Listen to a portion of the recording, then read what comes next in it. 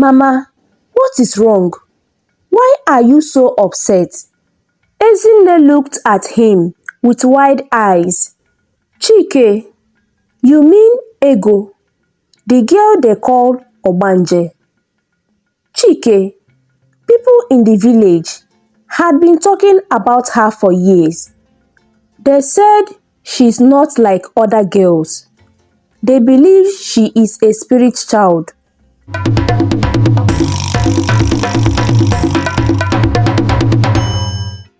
Once upon a time, in a beautiful and a quiet village of Udi, located in Enugu State, Nigeria, lived a girl named Nwakego, which means a child is greater than riches or wealth. But most people prefer to call her Ego. Her parents, Mazi Ude and the Olamma, loved her very much and believed she was worth more than any riches in the world. When Ego was a little girl, she was often sick. Her body was weak and she would get better only to fall sick again.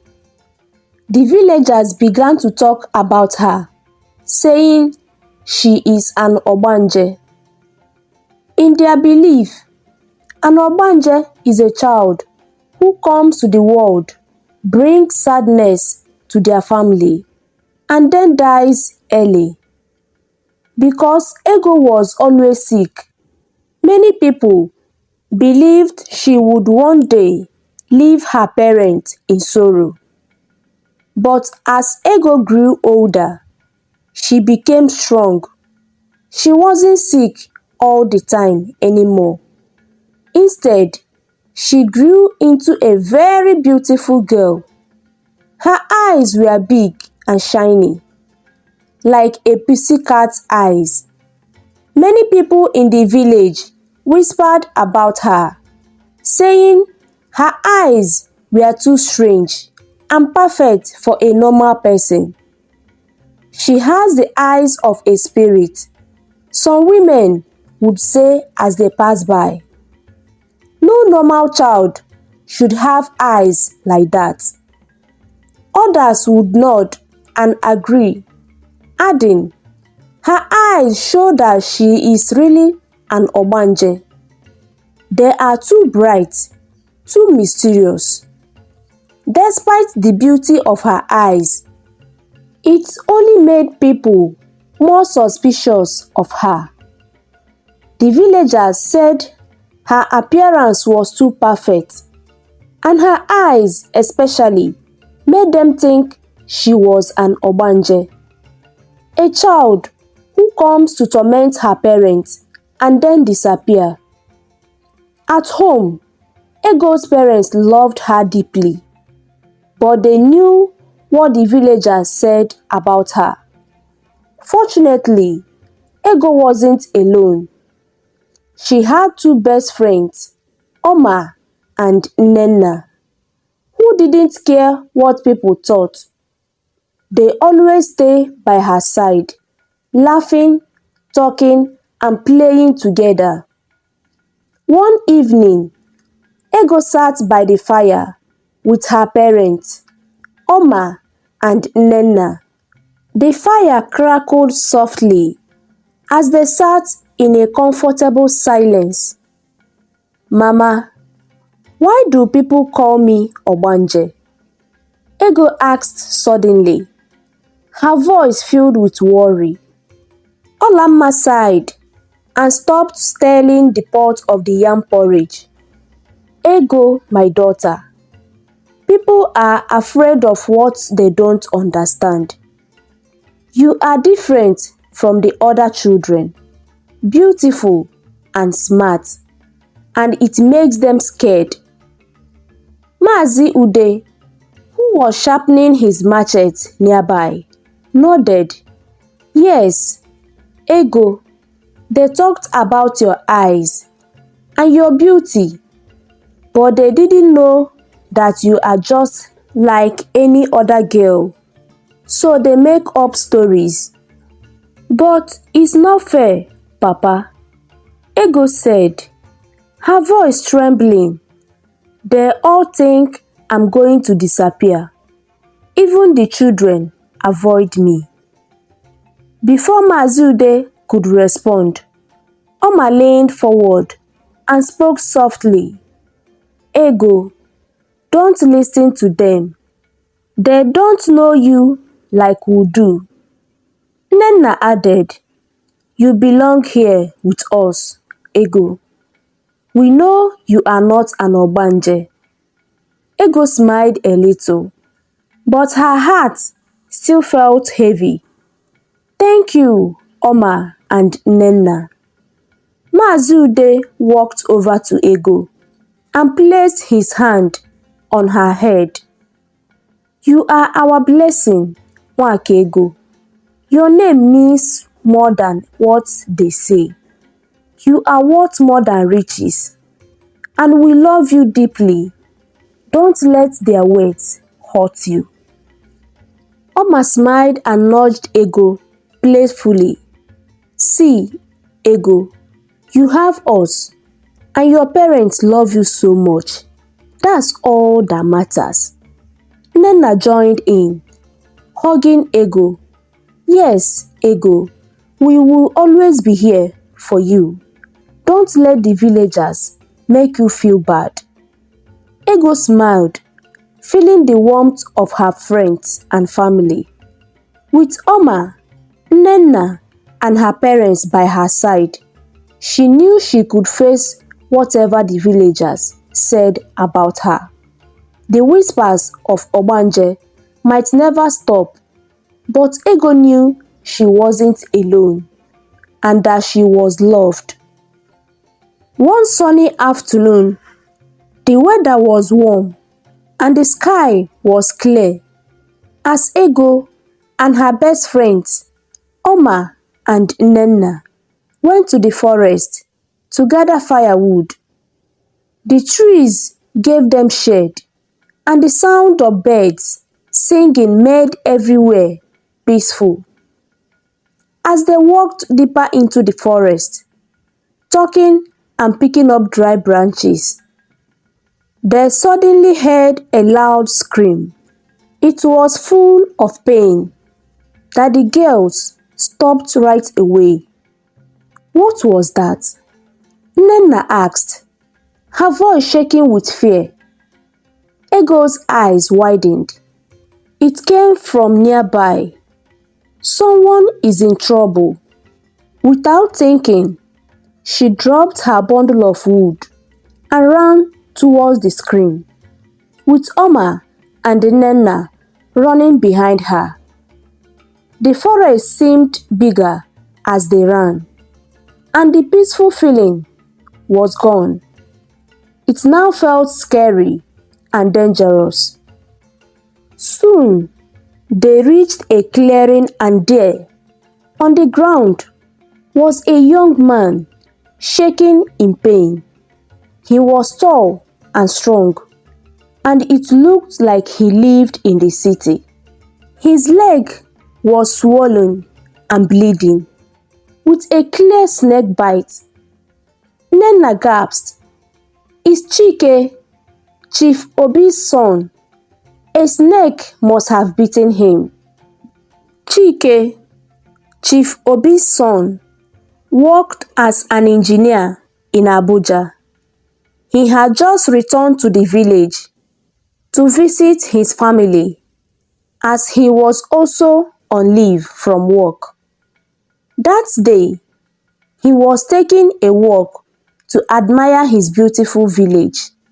Now, the rich, handsome young man was unconscious on the ground, his face pale and his breathing heavy. Ego quickly looked at the situation. Chike had already collapsed, and his eyes were closed, not knowing the girls were there. The poison was spreading fast, and he needed help right away. "We must act quickly," Ego said, her voice calm, even though the situation was urgent. The poison is spreading. I have seen my mother treat snake bite before. I know what to do. Oma and Nnenna looked at each other, fear in their eyes. What can you do? Oma asked quietly. Stay with him and make sure he's okay. Ego told them. I need to find some herbs. Ego ran into the nearby bushes, looking for the herbs her mother had taught her about. After a short time, she came back with some leaves. I will suck out the poison first, Ego said as she knelt beside Chike. Nnenna looked scared. Is that safe? It is the only way to slow down the poison, Ego replied firmly. Without wasting time, Ego leaned over Chike and carefully sucked out the poison, spitting it on the ground. Then, she crushed the herbs and put the paste on the bite. While she did this, Chike stayed unconscious, but his body started to relax as the herbs worked. Just as Ego finished, some village hunters came out of the trees. They had heard the noise and came to see what happened. When they saw Chike's condition, they moved quickly. What happened here? One of the hunters asked as he knelt next to Ego. He was bitten by a snake. Ego explained.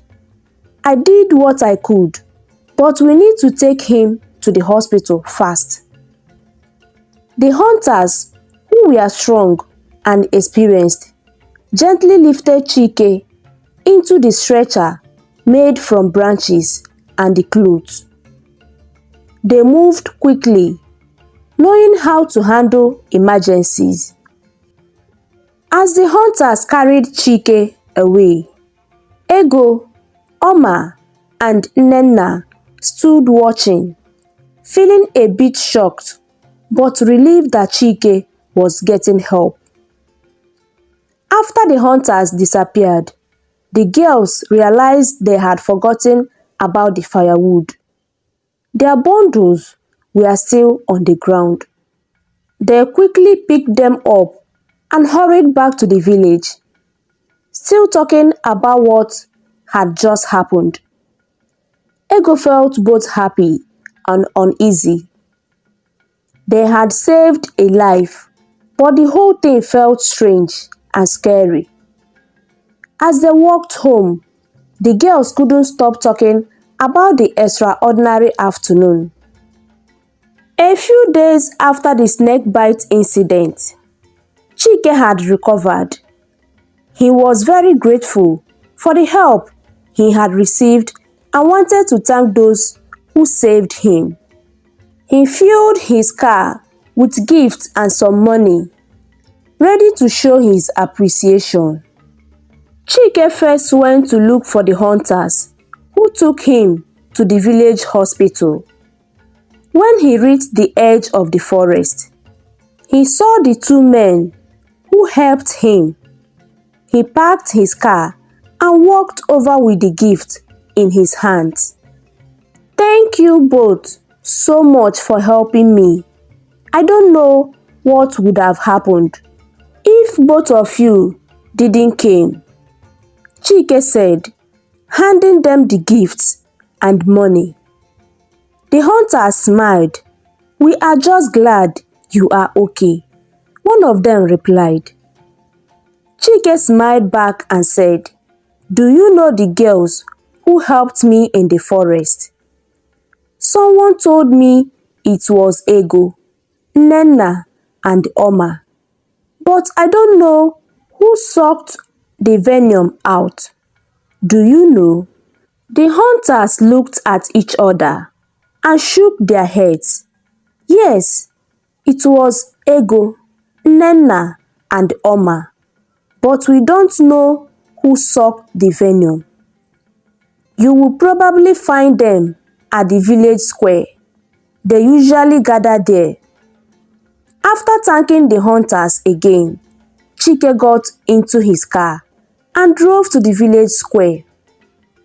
As he was driving, he saw a young woman waving at him. He slowed down and saw that it was Nnenna, one of the girls he was looking for. Chike stopped the car and Nnenna walked over, smiling. "Hello Chike, I'm Nnenna, one of the girls who helped you that day." Chike smiled. "Thank you, Nnenna. I have been trying to find you and the others. I heard one of you sucked the venom from my leg. Were you the one?" Nnenna paused for a moment, then nodded. "Yes, that was me." She lied. "I sucked the venom and put the herbs on your leg." Chike looked relieved. "You saved my life. Thank you so much. I'm also looking for Ego and Oma. Do you know where they are?" Nnenna quietly smiled again. "Yes, they are at the village square. I can take you there." Chike nodded, and Nnenna got into the car. As they drove, Nnenna watched Chike, hoping to get his attention. But when they arrived at the village square, everything changed. Chike saw two young women sitting under a tree, laughing and talking. As soon as he saw Ego, his heart skipped a beat. Her beauty and the way she smiled immediately captured his attention. He couldn't stop looking at her. For a moment, Chike was lost in her presence. Nnenna noticed the way Chike looked at Ego and felt jealous. She shifted uncomfortably, unsure of what to do. Oma, noticing Chike's gaze, smiled slightly, amused by the situation. Chike parked his car and got out, his heart racing as he walked toward Ego and Oma. "Hello, Ego and Oma," he said, still staring at Ego. "I wanted to thank you both for helping me. I don't know what I would have done without you." Ego smiled. "We are just glad you are okay, Chike. That's what matters." Chike, still captivated by Ego, opened his car and brought out the gift he had for them. "Please, take this gift to show my gratitude. You saved my life." Oma smiled and accepted her gift, but when Chike handed Ego hers, she hesitated. "No, Chike," Ego said softly. "There is no need for this. We didn't help you for a reward." Chike shook his head.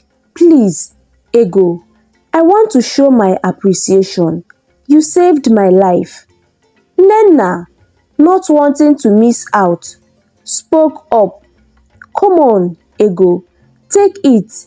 It's a nice gesture from Chike." Even Oma agreed, smiling at Ego. "He's right, Ego. You deserve it." After some persuasion, Ego smiled shyly and accepted the gift. "All right, I will take it. Thank you, Chike." Chike felt relieved as Ego accepted the gift. But more than that, he felt like this moment with her was the start of something special. That evening, after returning from the village square, Chike couldn't stop thinking about Ego. Her beautiful smile and kind eyes stayed in his mind long after he left her. No matter how hard he tried, he couldn't forget her. He remembered her soft smile and how humble she was when he offered her gifts. All of it made his heart feel funny. Sitting in his room, Chike knew he had to see Ego again. He wanted to know more about her and maybe even become friends. His heart felt restless, and there was only one person he could talk to: his mother. That night, Chike went to the living room where his mother, Madam Ezinne, was knitting a scarf. She looked up and smiled when she saw him. "Chike, you are back. I didn't hear you come in," she said, putting her knitting down. Chike sat next to her. "Mama, there is something I want to talk to you about," he said, his voice a little shaky. Ezinne noticed he looked serious. "What is it, my son?" she asked gently. Chike took a deep breath. "It's about a girl I met. Her name is Ego. She helped me when I got bitten by a snake. She was there when the hunters came. I saw her again today. And Mama, I think I like her. I want to see her again." The room felt silent as Ezinne listened to her son. Her face, once warm, turned serious. Suddenly, she stood up, and her chair scraped against the floor. "No!" she exclaimed, her voice filled with shock. "No way! Chike, you can't be serious." Chike, surprised by her reaction, stood up too. "Mama, what is wrong? Why are you so upset?" Ezinne looked at him with wide eyes. "Chike, you mean Ego, the girl they call Ogbanje?" Chike, people in the village had been talking about her for years. They said she's not like other girls. They believe she is a spirit child who brings bad luck. You can't be serious about her." Chike stared at his mother, confused. "Mama, that's just a silly story. You don't believe that, do you?" Ezinne's voice softened, but she still looked worried. "Chike, it's not about what I believe. It's about what the village thinks. They are afraid of what they don't understand. Ego has been called Ogbanje since she was little. Even other kids stay away from her. I can't let you get close to someone who might bring you trouble." Chike shook his head, feeling sad. "Mama, that's not fair. Ego is just a girl, smart, kind and beautiful. She helped save my life. You can't judge her based on old stories." Ezinne looked at her son, torn between worry and love. "I know you think you know her, Chike, but the village will not accept this easily. You have only just met her. Please be careful." Chike, still feeling hot, sighed. "Mama, I don't care what the village thinks. I care about what is real. And Ego deserves to be known for who she really is, not for those old tales." His mother stayed quiet, her worry clear on her face. Chike knew this wouldn't be the last time they talked about it. But for now, he couldn't change his mind. He left the room, still thinking about Ego and how the village rumors affected her life, but Chike was sure of one thing. He wanted to see Ego again, no matter what anyone said. One cool afternoon, Nnenna set out for Chike's house, carrying a basket of juicy, succulent fruits, determined to make her presence known. She approached the house with a confident smile.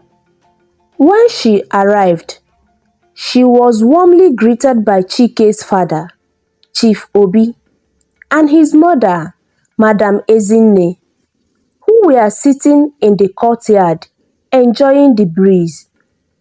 "Good afternoon, sir, ma," Nnenna greeted, bowing slightly as she smiled brightly. Madam Ezinne smiled back, gesturing her to come closer. "Ah, Nnenna, it's good to see you. How are you doing, my daughter?" "I'm doing well, Mama," Nnenna responded, lifting the basket of fruit. "I brought this for Chike, and I wanted to check on him to see how he is doing. I also wanted to let you know something. I am the one who sucked out the venom from his leg when he was bitten by the snake." Both Chief Obi and Madam Ezinne looked at her with surprise. Chief Obi raised an eyebrow, intrigued by the revelation. "You were the one who did that?" "We had no idea." "Yes, sir," Nnenna replied proudly. "I couldn't stand by and let him suffer. I knew I had to do something." Madam Ezinne's eyes softened with gratitude. "You are very brave, Nnenna. Thank you so much for helping our son." At that moment, Chike stepped out from the house, overhearing part of the conversation. He approached with a slight frown of confusion. "Nnenna, what is going on?" Nnenna turned to face him, smiling shyly. "I came to see how you are doing and brought some fruit," she said, holding out the basket. "I was also telling your parents that I'm the one who sucked out the venom from your leg." Chike nodded, though his expression remained neutral. "Yes, I know. You already told me that when we met the other day, and I thanked you then." Nnenna's smile faltered slightly, but she quickly recovered. "I just thought your parents should know as well." Chike turned to his mother, sensing her curiosity. "Mother, I have already thanked Nnenna and the other two girls, Ego and Oma. I have shown my appreciation to all of them for what they did." Madam Ezinne nodded slowly, her expression softened further. "Oh, I see. Well, it's good to know you properly thanked them, but we are still grateful, Nnenna, for your bravery." Chike looked at Nnenna with a thoughtful expression. "By the way, Nnenna, how are Ego and Oma doing? I haven't had a chance to see them again since that day. I would like to know how they are." Nnenna's eyes shifted slightly, her smile faltering. "They are doing well," she said, her tone somehow evasive. "Ego is still at home with her family, and Oma is helping her with household chores." Chike nodded, his curiosity piqued. "I see. If you happen to see them, please let them know I'm still very grateful for their help." Nnenna gave a slight tight-lipped smile. "I will certainly pass along your message." As Chike and Nnenna continued their conversation, Madam Ezinne watched the interaction with interest. Chike, however, was lost in his thoughts. He couldn't stop thinking about Ego, the girl who had captured his attention from the very first beginning. With his leave coming to an end, he was determined to see her again before he returned back to Abuja. The desire to express his gratitude and perhaps learn more about her was overwhelming. His feelings for her had grown stronger, and he was resolved to make the most of the time he had left in the village. One day, Chike went for a walk in the village. He wore a simple cloth, ready to enjoy the beauty of Udi. He also hoped he might see Ego again. The sun was shining, and the village was full of happy sounds. Children playing, people selling things, and the soft wind blowing through the trees. As Chike walked on the road, saying hello to the villagers, he felt peaceful, but his mind was thinking about one person. He wanted to see Ego again and thank her for helping him once again. While he was thinking, he saw someone walking towards him. It was a girl coming back from the market, carrying a basket of food. As she got closer, Chike's heart started to beat fast. It was Ego. Ego looked beautiful in her simple dress. Her hair was soft around her face, and she seemed to shine in the sunlight. Chike couldn't stop staring at her, and for a moment, it felt like everything around them was quiet. Ego smiled at him and said, "Good day, Chike. How are you doing today?" Her voice was soft and kind, and Chike didn't know what to say at first. He had practiced what he would say, but now, standing in front of her, he forgot. Her kind eyes made him feel nervous. I'm okay," Chike finally said, his voice very quiet. "Thank you for asking. I wanted to see you again." Ego's smile grew bigger, and she came a little closer. "I'm happy to see you feeling better. It's nice to see you outside." Chike felt his heart filled with happiness. The way she spoke and looked at him made him feel special. He tried to find the right words to say. "I wanted to thank you properly," Chike said, still feeling shy. "You helped me so much, more than I can repay." Ego looked at him gently. "You don't need to thank me. I and my friends did what was right." Chike admired her even more. She was not only kind, but also very humble. His feelings for her were growing stronger. "You know," Chike said, looking at her seriously, "I can't stop thinking about you.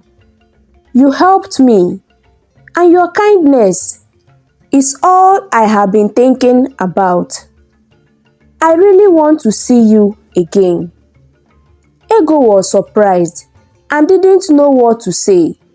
She felt shy because Chike was being so honest. She looked down at her basket, feeling a bit nervous. "Chike," she said quietly, "I didn't know you felt this way. I have always thought you were a kind man, but I didn't know there was more to it." Chike nodded. hoping she would understand. I just wanted to be honest. There is something special about you. Ego's cheek turned pink and she looked down the road. My mother is waiting for me to come back from the market. I should go now. Chike felt a little sad but understood. Of course, Ego. I didn't want to keep you. I just wanted to tell you how much you mean to me. Ego smiled shyly. Thank you, Chike. I appreciate your words. I will see you soon. They said goodbye, and Ego quickly walked home, leaving Chike standing on the road. He watched her walk away, feeling both happy and hopeful. Even though their meeting was short, it meant a lot to him. Now, he was more excited than ever to stay in the village before going back to Abuja. One calm evening, Chike and his father, Chief Obi, sat together in the family compound, enjoying the peace of the evening. The air was cool, and the soft sounds of crickets and the distant birds filled the air. The two men relaxed in a wooden chairs under the shade of a large tree, sipping palm wine. It was a routine they enjoyed, a moment to unwind and chat after the daily activities. For a while, they talked about the usual things: village news, work, and family matters. Then, as silence stretched, Chief Obi cleared his throat and looked at Chike with a thoughtful expression. Chike, you have done so much for yourself. You built your own house, you have a good job, and you are doing well. But I have been thinking, when will you settle down? You know, start your own family. Chike, taking another sip of his drink, glanced at his father and smiled. He knew this question was coming. His father had been hinting at it for some time now. Ah, Papa, don't worry. I think my time as a bachelor is almost over. I have found someone who had caught my heart. Chief Obi's face lighted up with excitement. His eyes twinkled and he leaned forward in his chair. Really? That's wonderful. Who is she? Where is she from?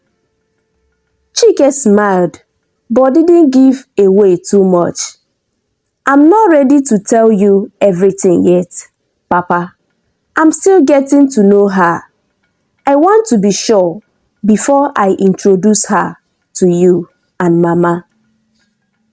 Chief Obi nodded, though the curiosity was clear on his face.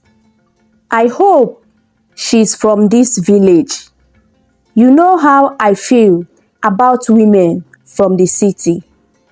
Sometimes their values are different from ours. Chike chuckled, understanding his father's concerns. Don't worry, Papa. She's not from the city. But I need more time to see where things go. I want everything to be right before I share more details. The chief leaned back, still smiling, but trying to hide his eagerness. Well, I'm happy to hear that you are thinking seriously about this. You are a good man, Chike, and you deserve someone special. It's good to see you focused on settling down. But remember, your family is here to support you. no matter what. Chik raised his glass and smiled warmly at his father. "Thank you, Papa. I truly appreciate your support and advice." They both drank to that, and the conversation moved on to lighter topics. They laughed over stories from Chike's childhood and talked about their family's history. Chief Obi shared tales of his own younger days, and Chike listened, grateful for the strong bond they shared. The cool evening air, the laughter, and the sense of family filled Chike with contentment. As the night deepened, Chike felt even more concerned about his feelings for Ego. Though he hadn't told his father everything, he knew in his heart that she was the one he wanted. His father's encouragement strengthened his resolve, and he was more determined than ever to win her heart. With the support of his family and the love he felt for Ego, Chike believed the future held promise. Whatever challenges might come, he was ready to face them. This moment with his father was just the beginning of the path he was ready to take toward love, commitment, and building a life with someone special.